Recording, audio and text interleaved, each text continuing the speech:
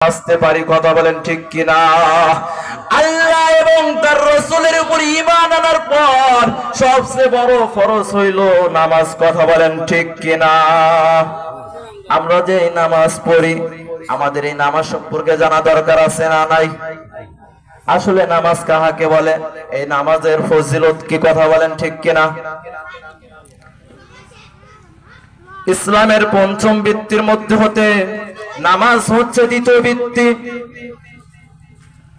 ইসলামের পঞ্চম ভিত্তির মধ্যে হতে নামাজ বা সালাত হচ্ছে দ্বিতীয় ভিত্তি। পবিত্র কুরআন ও হাদিসের ভাষ্যমতে ব্যবহৃত নামাজকে আমরা সালাত বলে থাকি, বলার কথা বলেন ঠিক কিনা? এই সালাতের আবিধানিক অর্থ হচ্ছে দোয়া, দরুদ, রহমত সুদা করা, অনুগামী হওয়া, অভিমুখী হওয়া, সম্মান করা, আবশ্যকীয়তা, প্রতিদান, দূষিত হওয়া ইত্যাদি। আমি আপনাদের মাঝে একটি হাদিস তেলাওয়াত করেছিলাম। আন্না রাসূলুল্লাহ সাল্লাল্লাহু আলাইহি ওয়াসাল্লাম আকরাবু মা ইয়াকুনুল আবিদু মির রাব্বিহি ওয়া সাজিদ। আবু হুরায়রা রাদিয়াল্লাহু তাআলা আনহু থেকে বর্ণিত, তিনি বলেন, বান্দা যখন সিজদারত অবস্থায় থাকে তার মাওলার সবচেয়ে বেশি নিকটবর্তী থাকে, বলেন না সুবহানাল্লাহ। তাহলে বান্দা যখন কি থাকে, সিজদারত অবস্থায় থাকে, তার মাওলার সবচেয়ে নিকটবর্তী থাকে, বলেন না আরেকবার জবান খুলে পড়েন না সুবহানাল্লাহ। আমার আল্লাহ রাব্বুল আলামিন কুন ফায়াকুন বইলা আমার আল্লাহ রাব্বুল আলামিন আসমান বানাইলো, কুন ফায়াকুন বইলা আমার আল্লাহ রাব্বুল আলামিন জমিন বানাইলো, কুন ফায়াকুন বইলা আমার আল্লাহ সমুদ্র বানাইলো, কুন ফায়াকুন বইলা আমার আল্লাহ রাব্বুল আলামিন পাহাড় বানাইলো। আমার দিকে মনোযোগ দেন। আপনারা আমার দিকে তাকায় থাকলে আমি যে কথা বলতেছি তা মনোযোগ সহকারে শুনবেন। ওয়াইদা কুরআনে পাকে আছে, ওয়াইদা কুরিয়াল কুরআনু ফাসতামিউ লাহু ওয়া আনসিতু লাআল্লাকুম তুরহামুন। ও আমার বান্দার দল, তোমরা যখন কোরআনের মাহফিলে বসলা, ওই কোরআনের মাহফিলে বসার পর ওই কোরআনের কথাগুলি যদি তুমি মনোযোগ দিয়ে শুনতে থাকো, আমি আল্লাহ রাব্বুল আলামিন তোমার জিন্দেগীর সমস্ত গুনাহ খাতা মাফ করে দেব। বলেন সুবহানাল্লাহ। যে কথা বলতেছিলাম, মুহতারাম হাজিরিন, আমার আল্লাহ রাব্বুল আলামিন কুন ফায়াকুন বলে আমার আল্লাহ পাহাড় বানাইলো, কুন ফায়াকুন বলে আমার আল্লাহ সমুদ্র বানাইলো, কুন ফায়াকুন বলে আমার আল্লাহ আসমান বানাইলো, কুন ফায়াকুন বলে আমার আল্লাহ জমিন বানাইলো। আমারে আপনারে আল্লাহ রাব্বুল আলামিন কুন ফায়াকুন বলে বানাই নাই। আমার আল্লাহ বড় মায়া করে আল্লাহ রাব্বুল আলামিনের দুইখানা কুদরতি হাত দিয়া আমার আপনার এই চেহারাটা বানাইয়া দিল। আমি আপনি যদি এই কপালখানা দিয়া মালিককে সেজদা করি, আমার আল্লাহ রাব্বুল আলামিন খুশি হয়ে আপনার জিন্দেগীর সমস্ত গুনাহ খাতা মাফ করে দিবেন। চিল্লায় বলেন সুবহানাল্লাহ। जिंदगी में बंदगी तू करना है, जिंदगी में बंदगी तू करना है, जिंदगी में बंदगी शर्मिंदा है, जिंदगी में बंदगी शर्मिंदा है। आए थे हम कुछ ना कुछ खरीद में को, जैसे हो रोशन मेरी क़ल्ब रूहा। आए थे हम कुछ ना कुछ खरीद में को, जैसे हो रोशन मेरी क़ल्ब रूहा। और न कोई चाहा तो चाहा मैं नहीं, वरना कोई चाहा तो चाहा मैं नहीं। খুশি না বাজার? আপনারা কি আমার উপর খুশি আছেন না? আমি ওয়াজ করছি, আপনারা दुनिया में है हो दुनिया का तलबगार ना हो, दुनिया में है हो दुनिया का तलबगार ना हो बाजार से गुजर हो खरीदार ना हो ए दुनिया एक मिसल कागज बोल है ए दुनिया एक मिसल कागज बोल है নামাজ আল্লাহ রাব্বুল আলামিনের কাছে অত্যন্ত প্রিয় একটি আমল এই জন্য আমার মালিক সমস্ত নবী রাসূলের প্রতি অবতীর্ণ আসমানী কিতাব এবং তাদের শরীয়তে ঈমানের পর সর্বপ্রথম তাদেরকে নামাজের আদেশ করা হয়েছে কথা বলেন ঠিক কিনা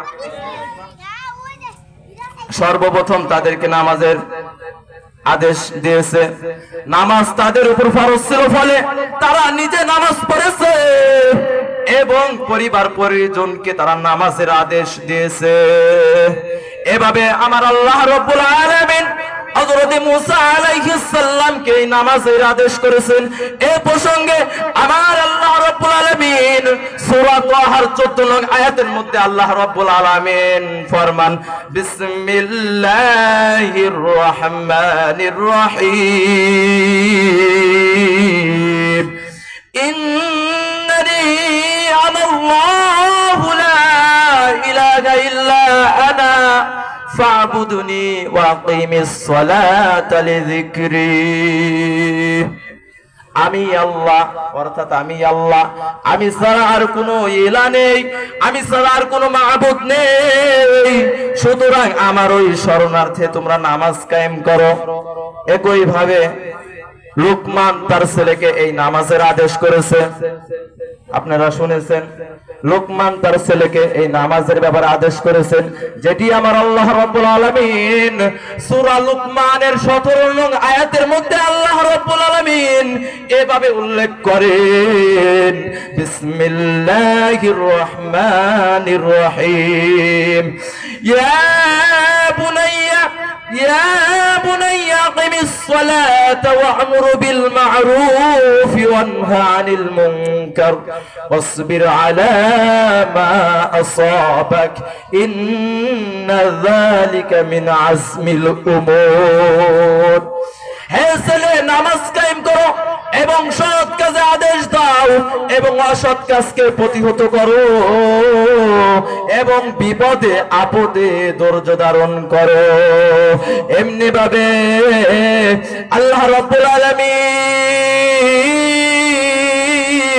আমাদের প্রিয় নবী জনাবে মুহাম্মদ রাসূলুল্লাহ সাল্লাল্লাহু আলাইহি ওয়াসাল্লামকে আল্লাহ রাব্বুল আলামিন এই নামাজের আদেশ দিয়েছেন যেটি আল্লাহ রাব্বুল আলামিন সূরা তাহার আল্লাহ রাব্বুল আলামিন 132 নং আয়াতের মধ্যে আল্লাহ রাব্বুল আলামিন এভাবে বলেন বিসমিল্লাহির রহমানির রহিম ওয়া'মুর আহলাকা বিস-সালাতি ওয়াসতাবির আলাইহা হে নবী আপনি আপনার পরিবার পরিজনকে এই নামাজের আদেশ করুন এবং আপনি নিজেও এর উপর অবিচল থাকুন বন্ধু মুহতারাম হাজিরিন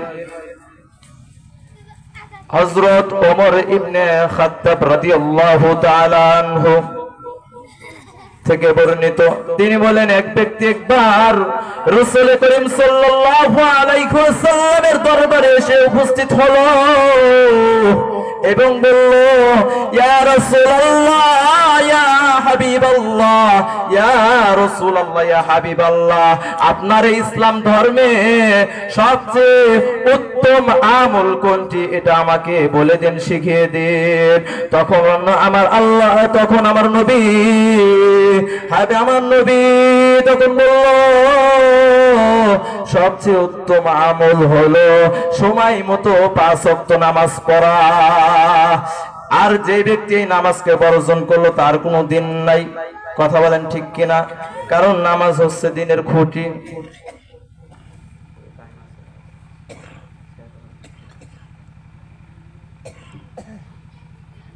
যে তাআত না পেয়েছে, এই জন্য শেখ সাদী রহমাতুল্লাহি আলাইহি তার শেরের মধ্যে এইভাবে উল্লেখ করেন, যে তাআত না পেয়েছে খিরদমন্দ সার কে বালাই তাআত না বাশাদ হুনার।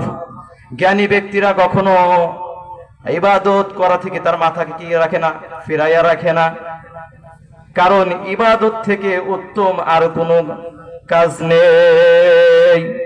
বাআবে ইবাদত যু তাহজাদার কে ফরদা সে আতিশ শাবীর উস্তেগার। ইবাদতের পানি দ্বারা ওযুকে তাজা রাখো, জানো কিয়ামতের দিন দোজখের আযাব থেকে আমি আপনি বাঁচতে পারি। কে কে 5 ওয়াক্ত নামাজ পড়বেন আমার আল্লাহ রাব্বুল আলামিনকে হাত তুলে দেখিয়ে দেই। লিল্লাহি তাকবীর। আল্লাহ রাব্বুল আলামিন আমাদের সবাইকে 5 ওয়াক্ত নামাজি বানায়া দিন। আল্লাহ যতদিন এই পৃথিবীতে বাঁচায়া রাখেন ঈমানের সহিত রাখার তৌফিক দান করুক। সময় শেষ, সংক্ষিপ্ত সময়, আলোচনা করলে অনেক করা যায় কিন্তু সময় নাই, সময়ের জন্য বলতে পারি না। যাই হোক, হুজুর আমাকে অনেক মোহাব্বত করে। আমি কিন্তু এখানে বসি, আমি কিন্তু ঢাকা অনেক জায়গায় মানে বক্তৃতা দেই, কিন্তু ওই জায়গা অনেক ভয় করে, আবার এই জায়গা কইতে আসে পারবো কি না পারবো। পরে হুজুর আমারে কয় সাহস করে করবে, আল্লাহ তো আছেই। এই কারণে আমি হুজুরের উপর বিশ্বাস করে আমি চেষ্টা করি, আল্লাহ জানি আমাকে কবুল করে। সকলে আমার জন্য দোয়া করবেন প্রাণ খুলে, আমিও আপনাদের জন্য দোয়া করব। আল্লাহ রাব্বুল আলামিন আপনাদেরকে যেন হিদায়াত প্রাপ্ত বানায় দেন। এই বলে আমি আমার সংক্ষিপ্ত আলোচনা শেষ করছি এখানে। ওয়া মা আলাইনা ইল্লাল বালাগ। আসসালামু আলাইকুম ওয়া রাহমাতুল্লাহি ওয়া বারাকাতুহু। আলহামদুলিল্লাহ, মাশাআল্লাহ।